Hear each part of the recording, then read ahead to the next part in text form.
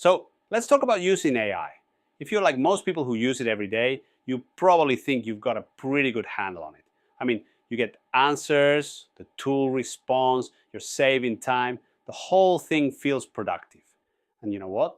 In a lot of ways, it is productive. But here's the thing, there's this invisible ceiling that most of us hit without ever even knowing it's there.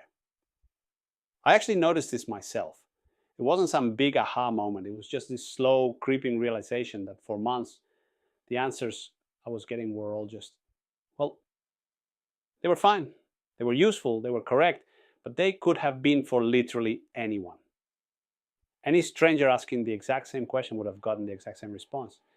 And that right there is the plateau. The really tricky part is that it doesn't feel like a problem. You're getting value, things are moving faster, so why change anything? You just kind of stay there. So let's zoom in and see what that ceiling actually looks like. We'll start with level 1, the beginner. This is where almost everybody starts out, using AI basically like a souped up search engine. The workflow is probably familiar, right? You type a question, you read the answer, you close the tab, and listen, I'm not knocking it. That works. You can save a few hours of time. You can save a few hours a week, for sure. You get quick drafts, quick ideas, quick answers. That is real, tangible value. But here's the catch. At this stage, the AI knows absolutely nothing about you. You haven't told it who you are, what you do, or what a good result even looks like in your world. So it just gives you the default answer, the one it gives to everyone. It's correct, yeah, but it's completely generic. Think of it this way. It's like asking a random person on the street for a restaurant recommendation. They can name a place, sure, but they have no idea.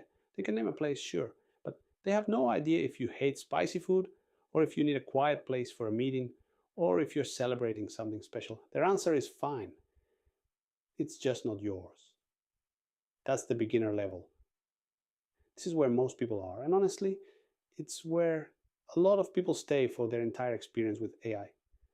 So how do you actually break through that ceiling? How do you go from using a simple search engine to having a real work partner? Well, it really all comes down to one single, incredibly powerful idea. The thing that you can't do without, the thing that changes everything, is context. And context isn't some setting you turn on. It's the background, the vital information you give the AI before you ask. It's who you are, what you do, and what a great result looks like for your specific situation. Here's probably the simplest way to put it. Imagine you hire a new assistant. On day 1, you just say, handle my emails. What you're going to get back is pretty much unusable. They don't know your tone, your clients, or your priorities. But what about after 2 weeks, once they've seen how you write, who's important, and what you care about? All of a sudden, they can draft emails you barely even have to touch. Now here's the key takeaway from that. The assistant didn't get smarter in those 2 weeks. They just got context. And AI works the exact same way. The more specific background you give it, the more the output starts to feel like it was tailor-made for you, not like something anyone could have gotten. This is where the real mind-blowing productivity gains are. It's not in the tool itself, but in how much you tell it. Now, you've probably seen those flashy demos of an AI agent, right? Some automated workflow just running all by itself. It looks amazing. So people get excited and try to build the same thing, and very often it just doesn't work the way they expect it. Almost every single time, you can trace it back to a context problem. See, if you haven't yet learned how to give clear, specific instructions in your daily use, an agent just takes your vague instructions and puts them on autopilot. It automates them at scale. Every day, every single day. So the output is still generic, but now it's also relentless. Now don't get me wrong, the advanced level is totally possible.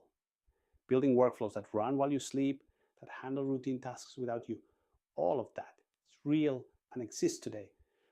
And this is so important, the intermediate level isn't optional. It is the foundation that makes the advanced level actually function.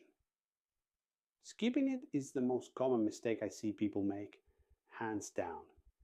Okay, so with all of that in mind, here's a super simple map to lay out these 3 levels of fluency. A breaks down like this. At the beginner level, you ask questions and you get answers. At the intermediate level, you provide context and you get answers that are actually designed for your specific situation. And then at the advanced level, you design systems, and that system does the work for you, letting you focus on what really matters. The course that this is a part of covers all three of these levels. But even if you think you're past the basics, I'd really suggest you start from the beginning. That foundation matters a whole lot more than most people think. So I'll just leave you with this question. Take a look at this map one more time and be honest with yourself. Where do you think you are right now?